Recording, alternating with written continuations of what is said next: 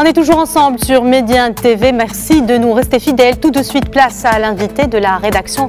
Nous revenons ce matin sur la tragique disparition de l'ambassadeur italien en République démocratique du Congo. Lundi dernier, en début de semaine, Luca Attanasio a été tué dans l'attaque d'un convoi du Programme alimentaire mondial. Le diplomate a été inhumé hier et a eu droit à des funérailles d'État. Nous sommes ce matin en direct avec Kinshasa et Henri Nzouzi. Henri Nzouzi, analyste politique, spécialiste de l'Afrique centrale, est aussi le dernier à qui l'ambassadeur italien Luca Attanasio a accordé un entretien. Un diplomate qui avait déjà officié au Maroc, un pays qui lui était cher. On en parle donc tout de suite avec vous, Henri Nzouzi. Bonjour Henri Nzouzi. Bonjour à tous. Merci d'avoir accepté notre invitation. Alors, revenons d'abord sur la disparition tragique de Luca Attanasio et les conditions de sa mort lundi dernier en République démocratique du Congo. Comme cela a été indiqué en introduction, il accompagnait le Programme alimentaire mondial dans un lieu où un projet est en cours, un projet qui est initié donc par le Programme alimentaire mondial, dont on rappelle qu'il a été gratifié du prix Nobel en 2019. C'est donc un projet qui tenait à cœur non seulement l'ambassadeur, qui s'est donc pleinement engagé dans cette opération, dont il faut rappeler qu'elle était organisée par le Programme alimentaire mondial. Malheureusement, au lieu dit des 3 antennes, une embuscade a été tendue par des assaillants dont il faut encore identifier l'origine. S'en est suivi des échanges de coups de feu. L'ambassadeur a été touché à l'abdomen puis évacué. Malheureusement, il a succombé à ses blessures, alors que dans le même temps, son garde du corps ainsi que le chauffeur du Programme alimentaire mondial, eux, ont été lâchement abattus sur le lieu donc du drame. Justement, Henri Nzouzi, 2 jours après la mort du diplomate italien, l'émotion est vive en Italie. Le pays veut des réponses et demande une enquête à l'ONU. Oui, parce que le gouvernement italien estime que l'organisation de ce déplacement, en tout cas du voyage vers le lieu qui était destiné donc pour le projet du PAM avec l'ambassadeur, était de la responsabilité du Programme alimentaire mondial.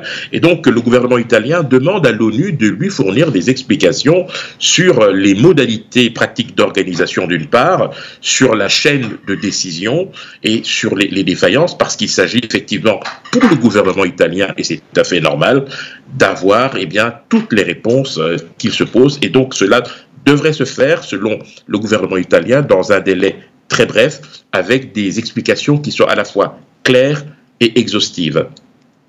Concernant l'identité des assaillants, Monsieur Henri, qu'est-ce qu'on sait par rapport aux auteurs de ce massacre ?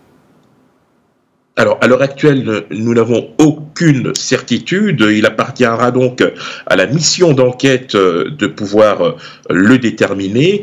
Il y a la mission qui a été diligentée par le chef de l'État, le président de la République, Félix Antoine Tshisekedi Tshilombo, avec une ferme détermination d'établir le plus rapidement les responsabilités, identifier les assaillants et bien évidemment les sanctionner. Et puis, il y a le soutien, l'apport d'autres enquêteurs, notamment venus d'Italie, à la demande du gouvernement italien.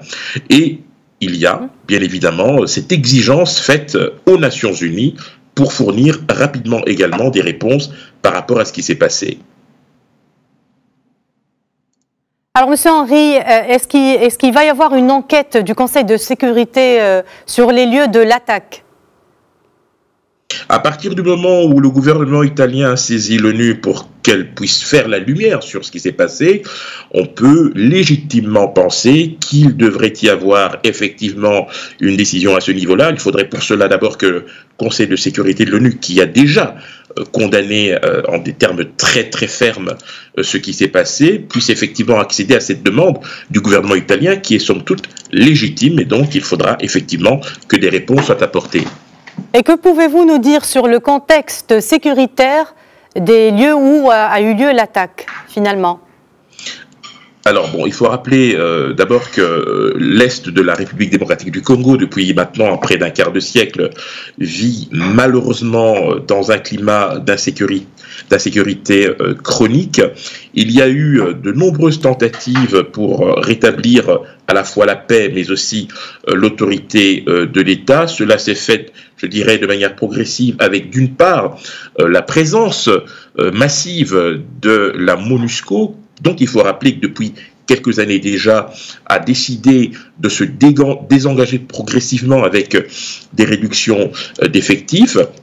Il faut aussi rappeler qu'en 2013, le 24 février exactement, eh bien, il y a eu cet accord cadre d'Addis Abeba qui notamment prévoyait que tous les pays voisins, ceux notamment appartenant à la conférence internationale pour la région des Grands Lacs, puissent coordonner leurs efforts pour essayer de stabiliser cette partie du territoire congolais, parce qu'il faut rappeler qu'il y a des groupes armés qui viennent du Rwanda, de l'Ouganda et du Burundi, qui s'adonnent à des pillages, des exactions. Et donc, le gouvernement congolais a eu en son temps à associer les armées ougandaises et rwandaises pour notamment traquer ces groupes armés.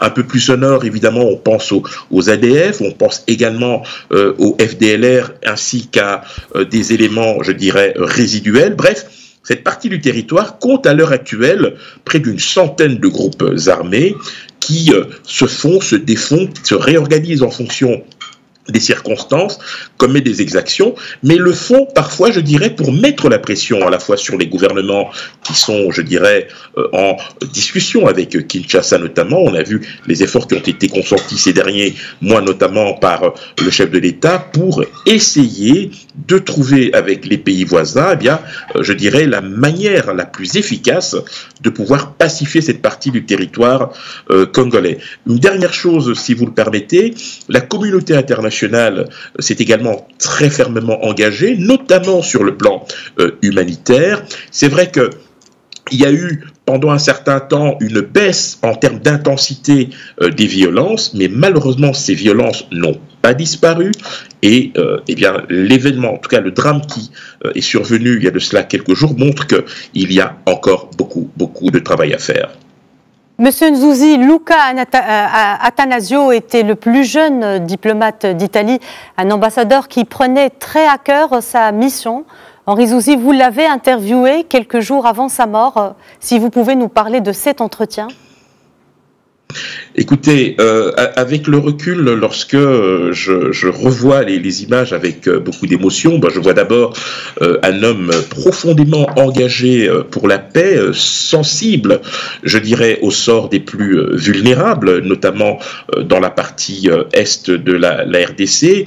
Il faut rappeler par ailleurs que cet engagement l'a amené, notamment avec son épouse Zakia Sediki, à remporter le prix Nessiria pour la paix, donc en 2020, parce que précisément il y avait cet engagement en faveur des populations vulnérables. Il y avait aussi beaucoup de lucidité de sa part face à une situation sécuritaire qui, de son point de vue, devait effectivement, je dirais, être résolue avec toutes les parties.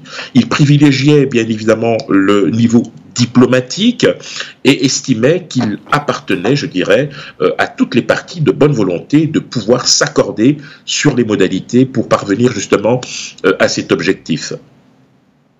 Henri Nzouzi, que retenez-vous de ce diplomate? Qu'est-ce qui vous a marqué lors de votre entrevue avec lui?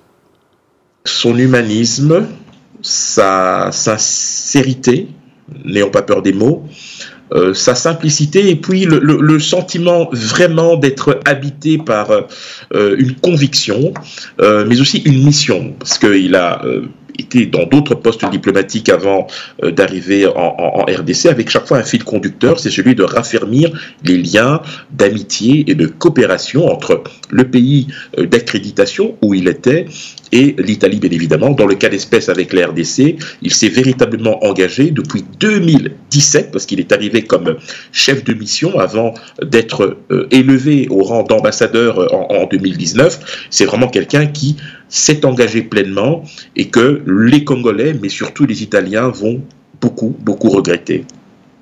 Est-ce que l'on peut dire que c'est un diplomate qui avait l'Afrique au cœur? Un continent qu'il connaissait bien, car avant la RDC, il a officié au Nigeria et dans d'autres pays africains. Oui, tout à fait. Tout à fait. Il a officié au Nigeria comme premier conseiller entre 2010 et 2013, mais avant cela, il était également au Maroc, puisqu'il a officié à Casablanca, donc comme consul général, donc de 2010 à 2013, et ensuite au Nigeria entre 2015 et 2017. Oui, justement, Luca Attanasio avait aussi été diplomate au Maroc. C'était entre 2010 et 2013. Parlez-nous de cette période. Ben écoutez, consul général Casablanca, le Maroc, c'est un pays qu'on ne présente plus. Là aussi, il a eu l'opportunité, après avoir été en poste à Berne comme chef du bureau économique et commercial, de pouvoir, je dirais, renforcer les liens de coopération, surtout commerciaux donc au Maroc. Et c'est précisément au Maroc qu'il a rencontré celle qui deviendra son épouse, Zakia Sediki. Luca Attanasio avait un lien particulier avec le Maroc, un lien qui allait au-delà de son métier, puis que son épouse, comme vous l'avez dit, elle est même d'origine marocaine, et il a eu 3 enfants. Donc, Tout à fait. Tout à fait, 3 enfants, dont 2 qui sont nés en RDC, il faut bien le rappeler, ce sont les petites jumelles. Oui, effectivement, en fait, je dirais très simplement que les postes où il est passé, où il a eu l'opportunité d'officier, ce sont des postes dans lesquels il s'est véritablement engagé pleinement. Et la RDC ne fait pas du tout exception, puisque c'était vraiment là où il avait pu déployer, je dirais, tout ce qu'il ressentait à la fois comme compassion, comme ambition, pour les populations notamment vulnérables, et puis il avait aussi surtout à cœur de préserver, de maintenir un dialogue permanent, constant, constructif entre l'Italie d'une part, donc il faut rappeler que l'Italie préside cette année encore jusqu'au mois d'octobre la présidence en exercice du G20, et la République démocratique du Congo. Henri Zouzi, merci infiniment pour ce témoignage précieux et cet hommage rendu à l'ambassadeur italien Luca Attanasio. Je rappelle que vous êtes expert de la République démocratique du Congo et que vous êtes vous étiez en direct avec nous depuis Kinshasa. Merci à vous infiniment. Merci à vous. Voilà, c'est la fin de notre édition de l'invité. Merci de l'avoir suivi. Restez avec nous, l'information continue sur Média TV.